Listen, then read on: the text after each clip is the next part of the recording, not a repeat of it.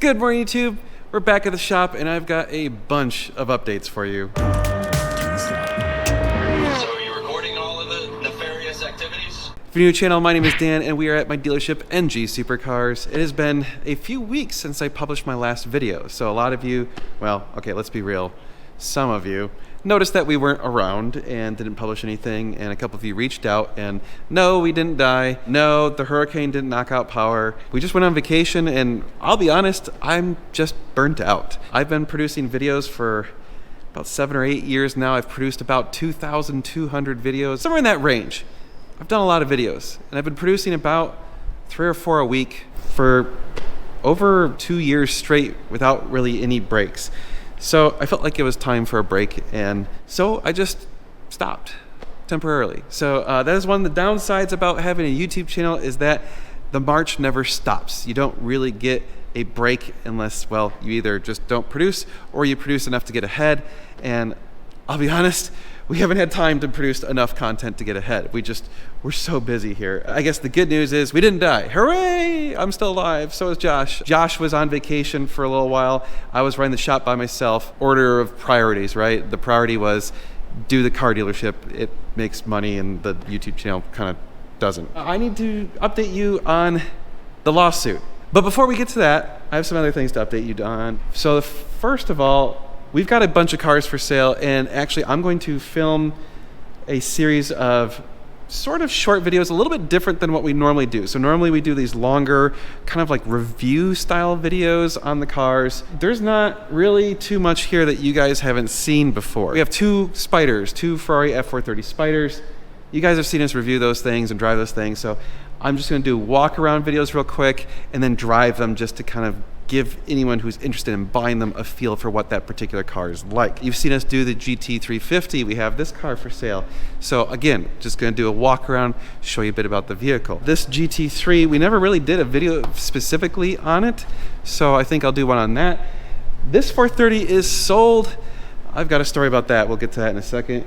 That GT4 has a pending deal. This 911, okay, this is the one with the paint issues, we'll call it that. So we were trying to get a quote to get this painted. It should be going out for paint soon. We got Fred's 308, so nothing to do there. We do need to do some work on it still. A quick tangent. These strip lights are dying. So these are some Chinese crappy strip lights. They're running on 24 volts. You could run, I have like power adapters for 12 or 24 volts. I think I'm just gonna replace them because they have not done, they don't produce too much, they don't produce much light, and they're dying already, and they're less than a year old. So anyone have any suggestions for lights for this area? If they're 12 or 24 volts, I can just rewire them into the existing adapter or transformers I have. If not, I can obviously run AC, but I'd prefer to just go with the low voltage. The Trans Am, I need to do, that one I may actually do a review on because, well, yeah, I do have to fix that tire. It's a flat tire. The Roma, you guys have seen this. Okay, here we go. Here's the other big update. The GT40. Some of you watched the auction and saw it didn't even get close to reality.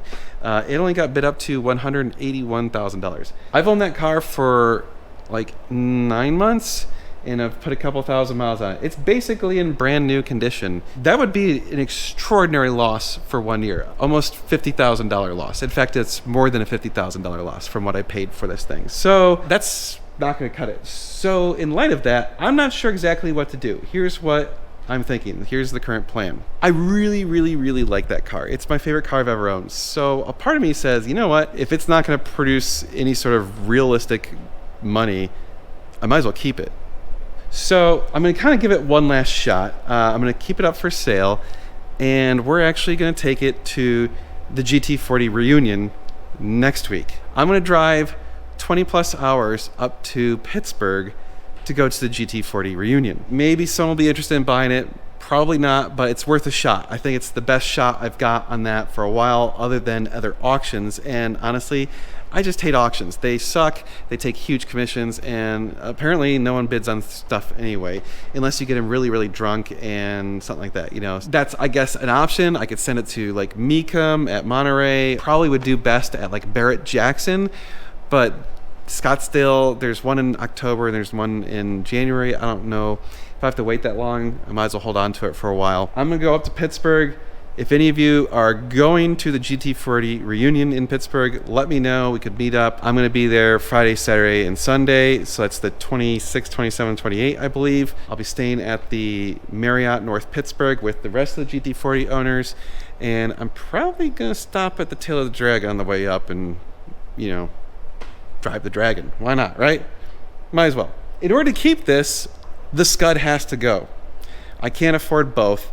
So I think the Scud's gonna be easier to sell than this. Especially with our demographics, I think it's a easier car to sell. So that means there's been a bunch of you who have said you're interested in buying the Scud. Well, now's your time. If you really would like to make an offer on the Scud, you gotta make it soon. So you've got kind of two options. One, buy it as is, and I can work in getting it painted. We already got a quote to get it painted. If I get it painted and then sell it after it's painted, it's going to go up more in cost than the cost to get it painted, because then the car is in much better condition. So if you want to buy it as is and then pay for the painting yourself, we can make that happen. The only things that really need to be done is it needs to get the paint, it needs to get a headliner, which okay, I'll probably order a headliner, and that's going to cost, I don't know, because we have to buy some leather, so it might cost like $1,000. And then the rest is just some cosmetic stuff, so I'm probably not going to do much else. I mean, honestly, it's driving wonderfully, and it's an amazing car. Oh, I got to get the TPMS sensors installed. I bought them, I just haven't gotten them installed yet. We will take care of that. So again, if you want it as is, make an offer. If you want to wait until after the paint is done, we can do that too, but it's going to be much more expensive. I'm not going to post any pictures or have it on our website until after paint, because I don't want people to see it with the discoloration and be like, oh, it's ugly and blah, blah, and then not buy it, right? And then they don't realize that we fixed it. So I'm going to wait until it's fixed to list it for sale. But if you are interested in making an offer, send me an email, sales@ngsupercars.com. Probably not going to last long. We're talking under $200,000. Again, it has under 10,000 miles, so you're talking an over $100,000 discount off of any other Scud on the market, just because this thing got wrecked before I bought it. So it did get put together well. It's not perfect. It is a driver's quality car. There you go. GT40 reunion next week. Scud for sale soon. What else is going on? Oh yes, let me go over the 430. When we sell cars, we tell people, hey, if you want this car, give us a deposit. It's non-refundable. We only ask for like $1,000 or $2,000 depending on the car, so it's a pretty small deposit, and that means we'll pull it off the market for you for a week. Now, if you need more than a week, we can work that out. Now, we had multiple people became interested in this car suddenly, and there's some weird thing, I don't know what it is. As soon as we get like one offer that's real on a car, there's like always a second offer. It's so weird. Like we'll get no offers, and all of a sudden, boom, 2 or 3 offers. I don't get it. Well, we had someone who was a serious buyer on it, and they were working to try and get that car financed. Nothing unusual. We asked if you wanted to put a deposit down. They said no. That's their choice. We said, okay, we're going to keep it on the market. Their financing was taking longer than typical. So in the meantime, someone else says, hey, I want to buy it. We said, hey, that's fine. We have a offer on the table. They're trying to get financing. And this other person says, I'm going to do it. So send me the paperwork, whatever you need, blah, blah. And we said, do you want to put it down a deposit? And they said, no. I said, okay. So now we have 2 people, no deposit. Both of them are fighting for this car. Basically, it's a drag race to whoever can pay us first. We're a business, I'm sorry, but we're going to take the money that comes in. This is all happening on like a Thursday or Friday, so it's over the weekend. Obviously, nothing's happening with the banks on the weekend. So Monday morning comes around, and the first person who's trying to get financing, their financing company's like, let's go, we're approved, everything's good. So we start talking to them, trying to get this stuff to go, and then we find out the other guy's like, here's the money. And so then the second guy bought it. He paid for it. I mean, it's just boom, done. And so we had to go back to the first guy and let him know that it got bought out from under him. And we obviously feel really bad for him. But again, it's a business. We got to do what we got to do. No deposit. It's not yours until it's, basically, if there's no deposit, it's not yours until it's paid for. If you have a deposit, it's yours until the deposit expires, or you pay for it. Or you say, no, I don't want it, and then we give it to someone else. People have said, why is it non-refundable? Because you're basically buying our time. In the meantime, we're still paying interest, we're still paying insurance, and we're losing out on opportunities. It's because we're having to tell people, no, it's no longer available. And this has come back to bite us before, where people put down a deposit, after a week said, nope, I don't want it, or whatever, for, couldn't get financing, I don't know, something. And then it makes that car harder to sell because we've already told people, no, it's not available right now. So that is why it's not refundable. I'm sorry, but it's I think $1,000, $2,000. Some places, like we've bought cars that we've had to put deposits down. Some places want like $10,000. Some places want 10%. We figure $1,000 or $2,000 on cars that are this caliber is pretty minor. All right, so we've got the dueling 430 Spyders. Again, I'm gonna be doing videos on these real quick, just quick walkarounds and driving them. And I guess the last thing is Josh's car. So we've been working on Josh's car. We finished the conversion. Man, this poor thing has had all sorts of weird issues. So we've had the instrument cluster lose its programming. We're gonna have to figure that out. That is not typical. We think the capacitor in the instrument cluster must be dead. So when you pull the battery, it lost its charge, lost all the programming. We also had a weird issue where we bled the clutch on this thing like 5 times and it still had air in it. I don't know what was going on. We finally bled it and got the air out of the clutch. That was really weird. I don't know why it was being such a pain in the ass, but it was. We did put the Valvetronic exhaust in, so we still need to do a Valvetronic versus Valvetronic video. So we're gonna do the 430 versus the 430 Scud. That's gonna be awesome. That'll be coming up soon. Once we get this thing running, here's the problem. When we were taking out the transmission, there was a tiny bit of oil coming out between the transmission and the engine. So the rear main seal is most likely the cause. It's tiny. So we thought, wisdom says, if it's not broken, don't fix it. It's one of those where like, is it broken? I don't know. So we didn't really want to change it out because we've heard changing out the rear main seal, you get like a 50-50 shot if sometimes it leaks again. So we just thought, leave it, and hopefully it's fine. Well, we gambled wrong. Looks like the rear main seal is leaking, and it's leaking substantially now. So it wasn't leaking that much before, it's leaking a decent amount now. Again, I think we just kind of disturbed stuff because we did so much work on it. So now we have to pull the transmission back out and get back in there and change out the rear main seal. Yeah, not real excited about that. Once we get that done and the programming done, then it should be okay. Other update, we are getting a conversion kit. So we have one coming on the way, should be having more coming soon. So we have a wait list for people who are interested in conversions. We're gonna start contacting those people and doing conversions. So if you are wanting to get a 430 or 360 conversion only at this point, email us, sales@normalguysupercar.com, and we can get you on our list and figure out getting a conversion for you. They start at about $20,000. Depends what options you want. Note that we're only doing the conversion. We're not fixing a bunch of other crap. If you want us to fix a bunch of other crap, we can negotiate it.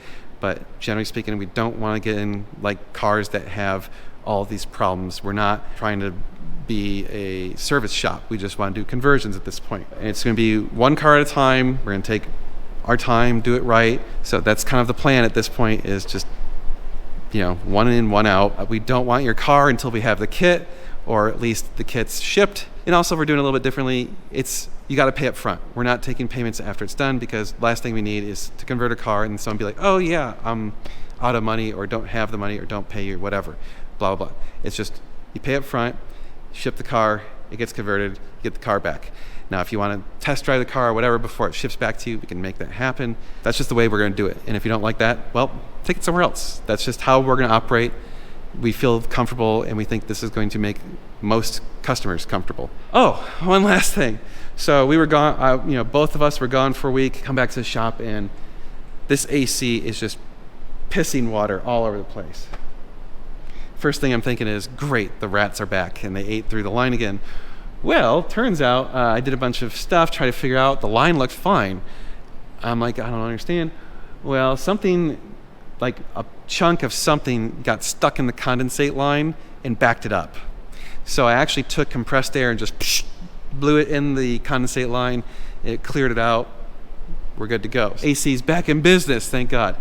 Man, let me tell you, going away for a week from a shop like this, all sorts of stuff, just you come back and you have a pile of crap to do. Oh, the last thing. I totally forgot. The lawsuit. Yes, the thing that most of you guys are waiting for. Did we get paid? Yes, we actually got paid. I'm shocked. I did not think he was going to pay. But here's my thinking is, I think he saw that we were dead serious about going after his Ferrari. Now, I talked to Ali about it, and he's like, oh yeah, we will be able to get that Ferrari, or at least not get it, but get it auctioned off or force a sale on it or something. We could put a lien on it, whatever. I think he realized, like, yeah, it's not protected property in the state of Texas. That thing is free game. We had a real chance of taking that, and it would not have been hard to go after that. It would have only taken us a couple months. So he did pay in full on the last day possible. Wow. It is what it is.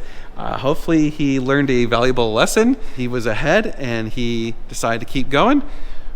Well, for me, that means financially, I'm not really out anything at this point because we got paid back all of our lawyer fees, but I am out a very large amount of times. This thing still makes me mad. It's frustrating that this even happened, that people are even allowed to do this.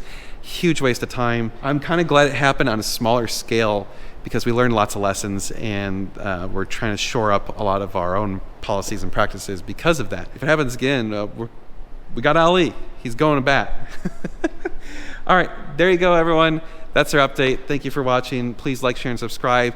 Check out the videos that are coming soon. We're also going to film our adventure going to the GT40 reunions, so that should be pretty interesting. Lots of cars coming your way. We're trying to buy some new stuff, looking for inventory. So, you know, if you need to sell a Ferrari, reach out to us. But that's to do it. You guys are amazing. Oh, I totally forgot. You won't believe the car that we got on trade for this. It's actually a car that has been on this channel before. Stay tuned for that. Any guesses? You guys are gonna love this. I'm just gonna leave it at that. It's a car that was on this channel before. Make a guess. All right, guys. We'll see you in the next one. It's gonna be sweet.